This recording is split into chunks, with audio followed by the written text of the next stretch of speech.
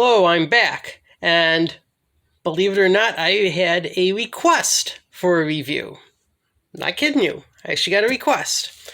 I don't have the physical copy with me right now. I have to do some looking for that, but I got a request for a review on, this is the name of it, it's called Live Fast Diarrhea. Not kidding. From the Southern California punk rock group, the Vandals. That's the name of it. So, typically there are, I guess, two schools of punk rock. There's the standard punk rock, which is kind of angry and they're protesting something and they're trying to be a catalyst for some kind of change, or they're trying to bring about some kind of awareness of what they believe to be an injustice in society. And then there's the more lighthearted stuff, which tends to be more of a pop punk. And I'm not real big into a lot of the pop punk. It's kind of whiny. It all sounds the same to me. I mean, I listen to a few of it here and there, and it's just like, okay, these guys all kind of sound the same. But the Vandals tend to be that middle ground because musically they sound like some of the more aggressive, angrier punk, and they've got more of that musicianship with the really fast guitars and really good, good grasp on speed, fast, you know. But their music is very lighthearted. It's basically humorous. And I think there's probably a need for that kind of music. I think for punk rock to have a little subgenre of humorous punk, I think it's kind of good because a lot of us like the speed. We like how the music is very fast, and we like the guitar riffs, and we like some of the beats and all that. But maybe we just aren't on board with all the negativity and anger and all of it. And that's really where the Vandals kind of come in. And so they were around really starting in the early 80s, I believe.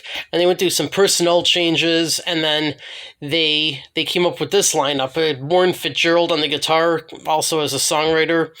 And I think he's a real strong point of the band. His style and everything really kind of improves the music. Dave Quackenbush on vocals, and then I believe Joe Escalante, I think who originally started as the bass player, became the drummer eventually. What's interesting is at this point, Josh Freese was also the drummer, and he actually is quite a respected musician. He played on different tours with different bands. He played on other artists' albums as a sessions musician. He's actually a very respected drummer, and here he was playing with a punk band that was really big into lighthearted music that didn't take itself real seriously. So it's an interesting album. First of all, the cover of the album, I don't have it with me, but the cover is a hand-drawn picture of a person firing a gun at an airplane. Now, in the post 9/11 era, I don't think you'd be able to get away with that now. Back in the 90s, it was rebellious, but I think people just looked at it and understood that it was intended as a joke. But nowadays, I think it would be probably a little too taboo to get away with that now.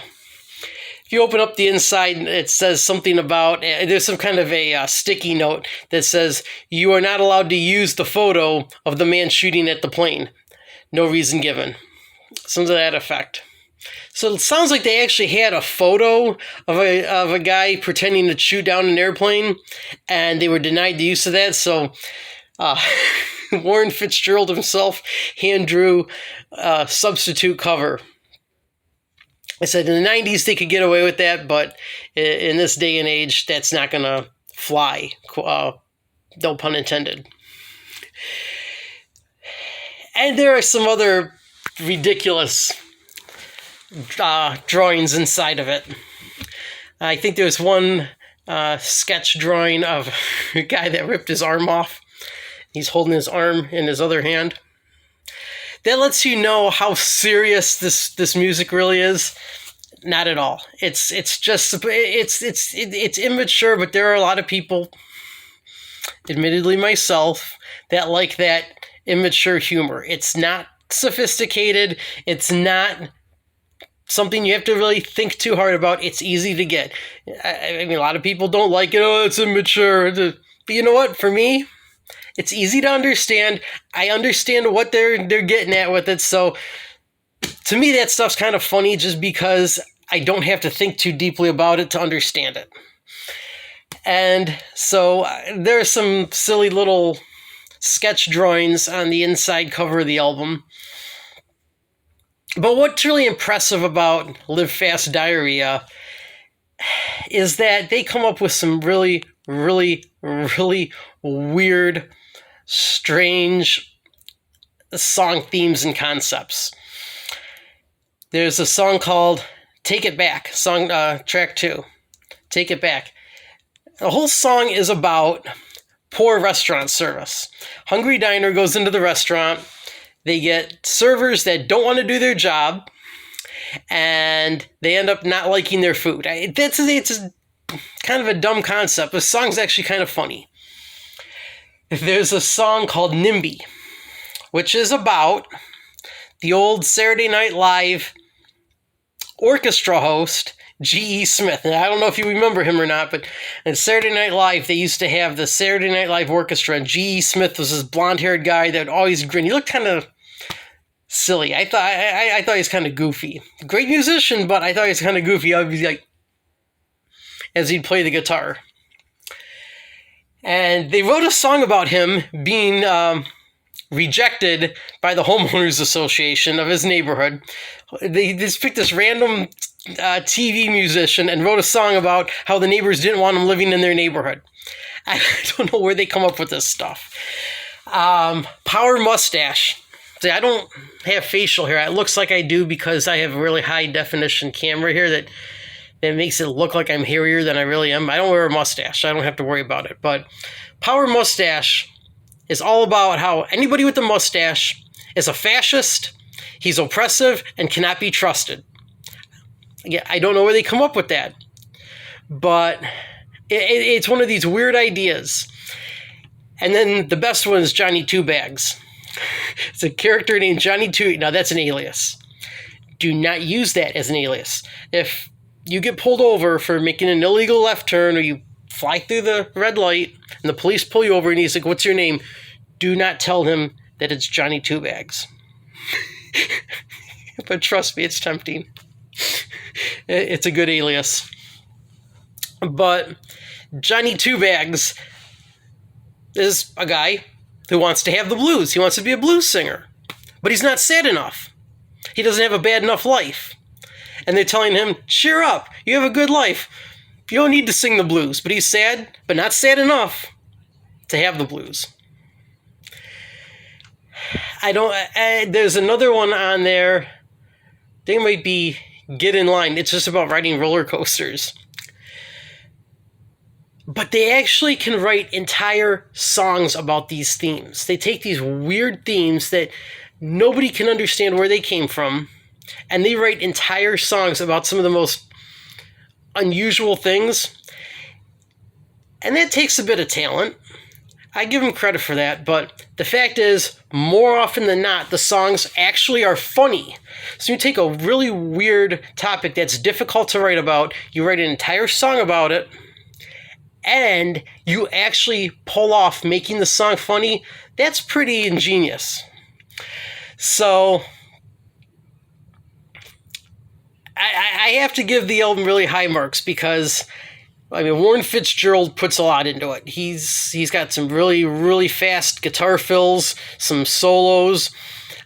He's a good guitar player. He's got a lot of the punk feel, but they don't have a lot of the punk anger and the punk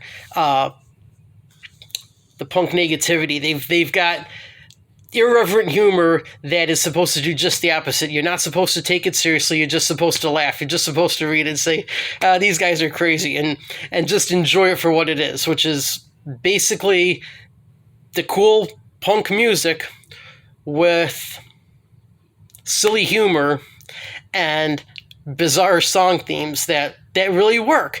And so it's that great combination of the punk music and the more comedic elements of,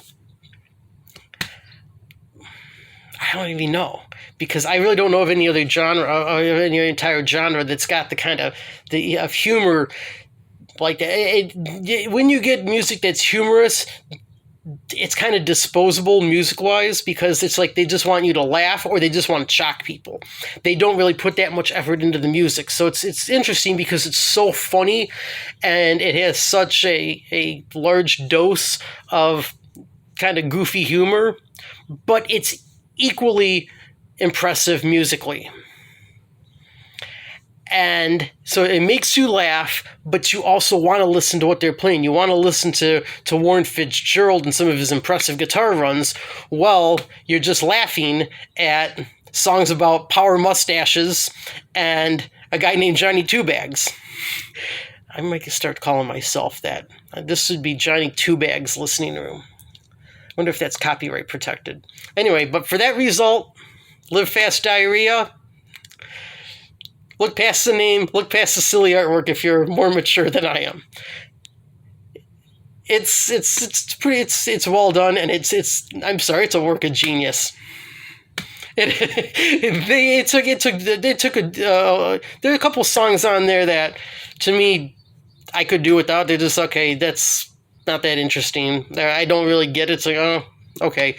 But the fact that they could make it as funny as they did and as musically good as they did, these guys are probably underrated musicians. I'd say they're probably a lot better than a lot of people have given them credit for, just being able to pull off something like that. And because of that, I'm going to give it 4.5 out of 5. As I said, there are a couple tracks on there. The one about the roller coaster,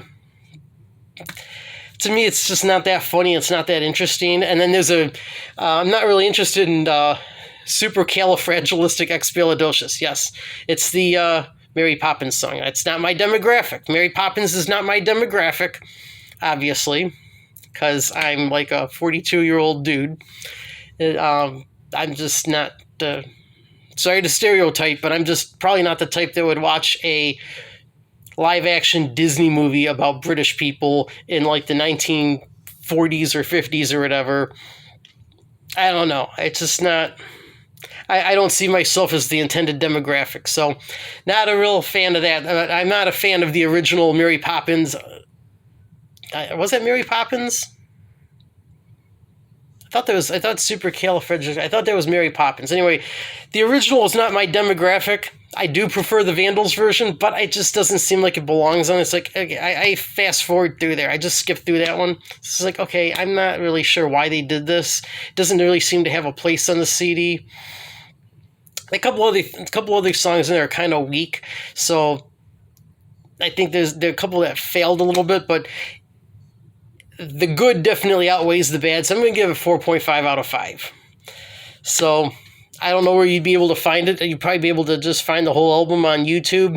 If you want a good laugh and you want some good music to go with it, some fast, driving, charging punk rock with some good guitar leads, and you want a good side of humor and laughs to go with it, give it a check. If you're into, if you can stomach juvenile humor, I mean, yeah, me. I think some of it's pretty funny. I think a lot of it's pretty funny. So if you're like me and your sense of humor is like mine, go give it a listen. Anyway, gotta go. About dinner time, so I'm gonna go run off to the kitchen in a minute. Catch you later. Thanks for watching, and keep watching because I've got a couple more that are planned. So catch you next time. Bye.